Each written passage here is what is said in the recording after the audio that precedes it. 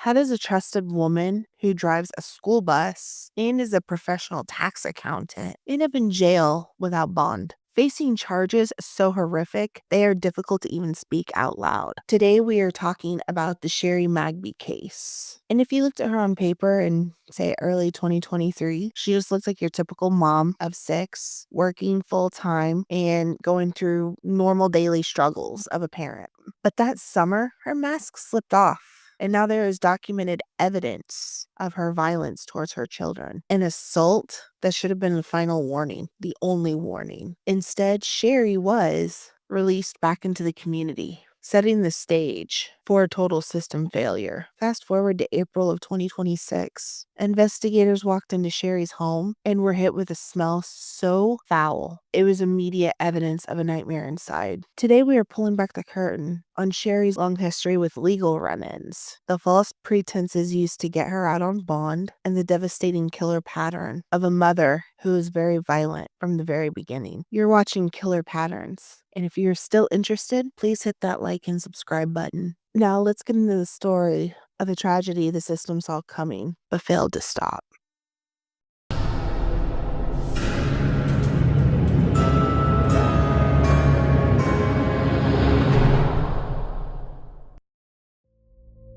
When I'm beginning a new project, this is how I like to set up my diamonds.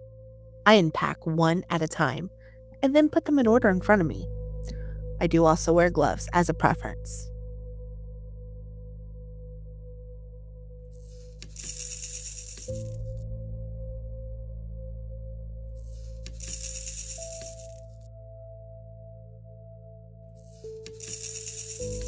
Great, now that we are all set up, we can begin. Sherry Magby. This is a case that, on the surface, might look like a domestic dispute gone wrong. But when you pull back the curtain and look at the paperwork, it reveals a pattern of a behavior that is absolutely jarring.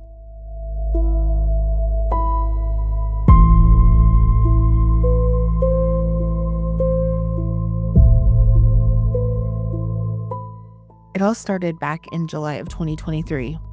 Sherry was arrested for aggravated assault, and the details are harrowing. The victim was her own child, Jordan Strong. Jordan told investigators that he was desperately trying to flee their home away from Sherry, who at the time was 5 months pregnant. As he was running for his life, Sherry decided to grab a pocket knife and cut his back. And if that wasn't the worst of it, Jordan attempted to still flee the home. And as he was running down the stairs of the porch, he reported to the investigators that Sherry threw that pocket knife at his back.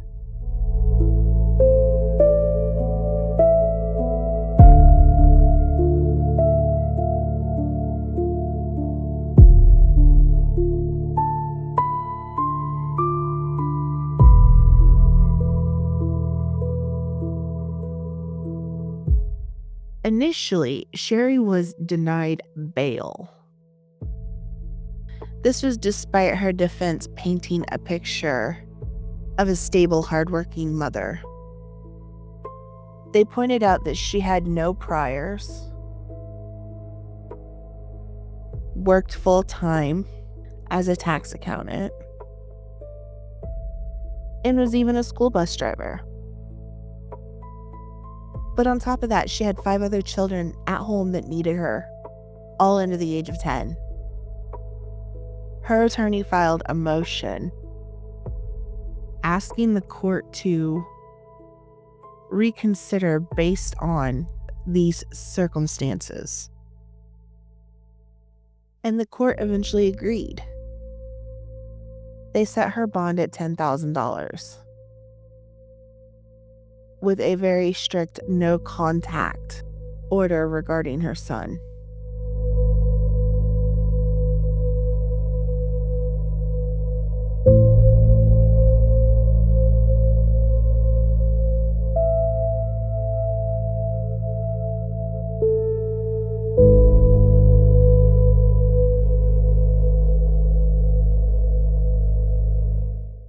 But here's where the story takes a turn. It appears that bond request was filed under completely false pretenses. Whether it was lack of research by her counsel or them simply taking her word for it, the innocent person narrative wasn't just the truth. Sherry has a long tangled history with the law that seems to have been conveniently overlooked.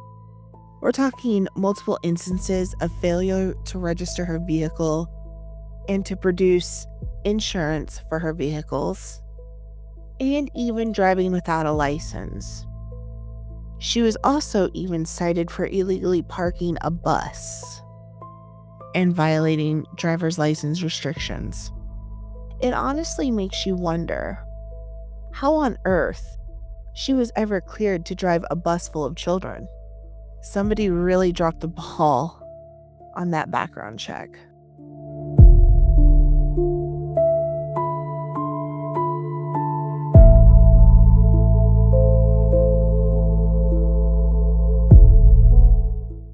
And it gets deeper. She has multiple failures to appear on her record, which led to warrants, which those eventually got recalled later on, likely because she either did a book and release or she finally paid her fines. But the pattern is there. And in 2013, her license was suspended and revoked. And during that time, she was also giving the police a false name. This isn't alleged. It's on the court documents. She did that.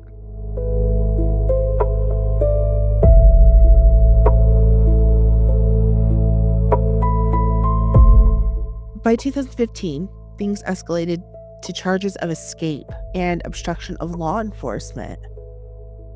Then you see criminal trespassing, theft, and in 2019, a charge for destruction of property.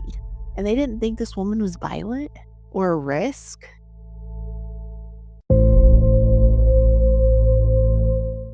Then there's the housing situation. Sherry has moved her children from place to place within the same town because year after year, she is sued for failure to pay rent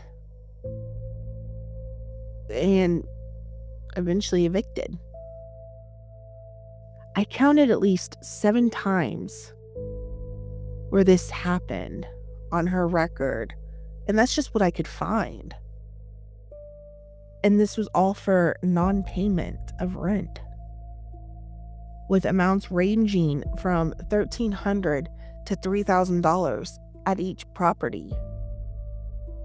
Add in 2 prior arrests for marijuana, which, at the time was illegal. I don't know if it ever became legal in Georgia or not.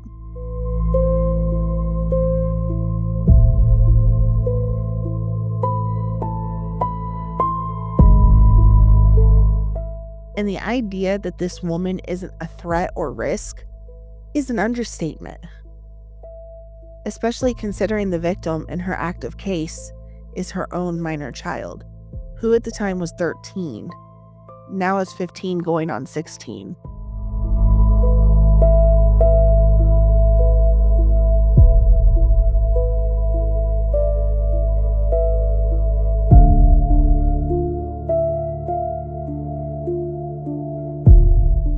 But let's look at how the case is moving, or rather not moving.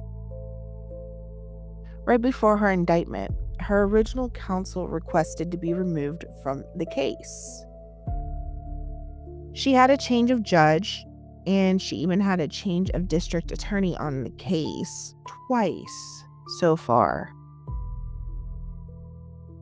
Then during the indictment, the grand jury added a second count of aggravated battery with intent to do bodily harm to a family member.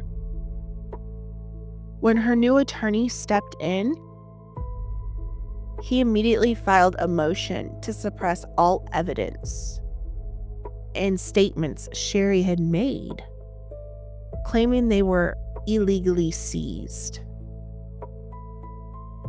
This seems to have stemmed from a procedural technicality, basically arguing that they filed for discovery, and because it wasn't responded to in a timely manner, this is grounds for suppression of evidence. And as you might have guessed, her counsel encouraged her to plead not guilty, which she pled not guilty.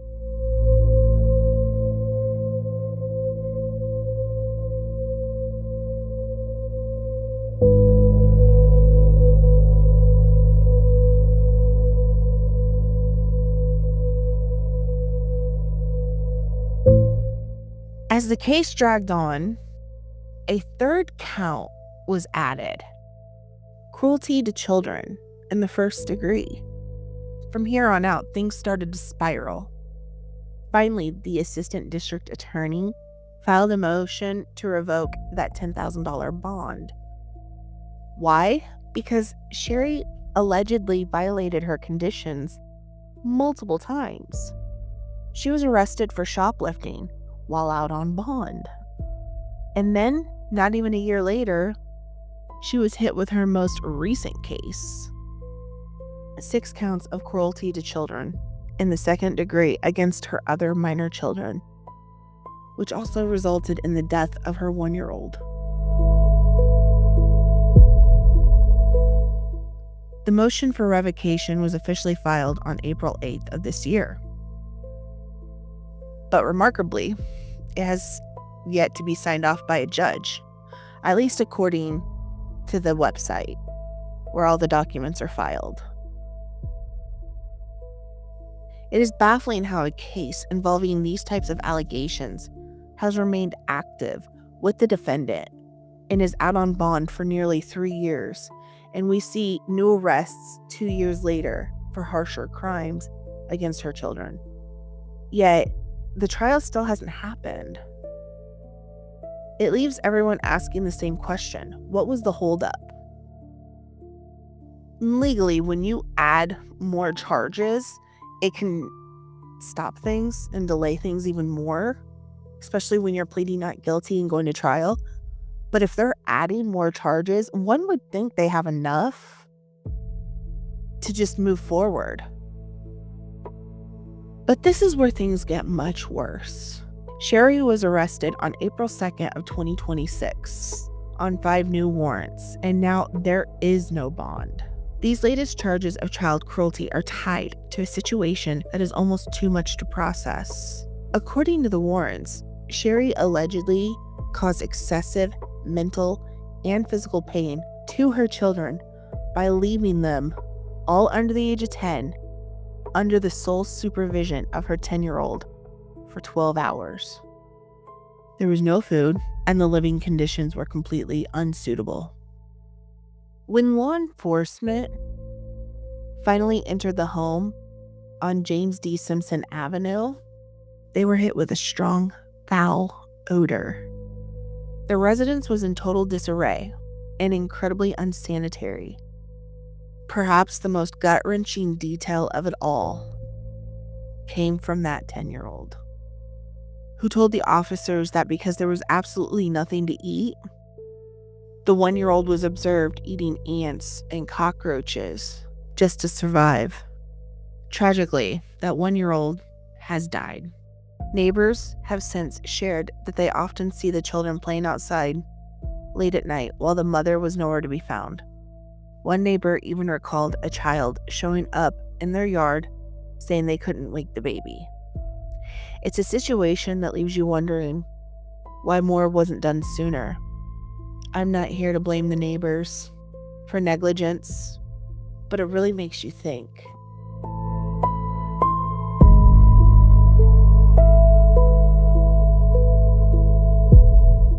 I'd rather be called a nosy Karen for calling for a welfare check when my gut says something is wrong than stay silent while a child loses their life. It is all around an incredibly sad and preventable tragedy.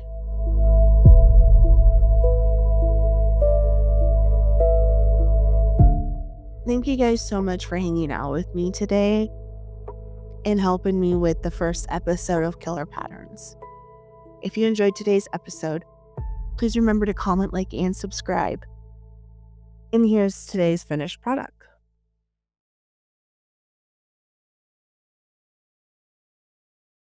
Also, I would like to add that we do have a Facebook page for Killer Patterns Official. On this page, you will see every update to any social media that we have, whether it be YouTube, Rumble, Instagram, and so on and so forth. But more importantly, you will also see all the research being placed here for each video so that we can leave the videos completely clean for our projects. You can check out the description box either for each video or on the channel to see the Linktree link. The Linktree link will provide all the links to every single platform that I am on and uploading content to.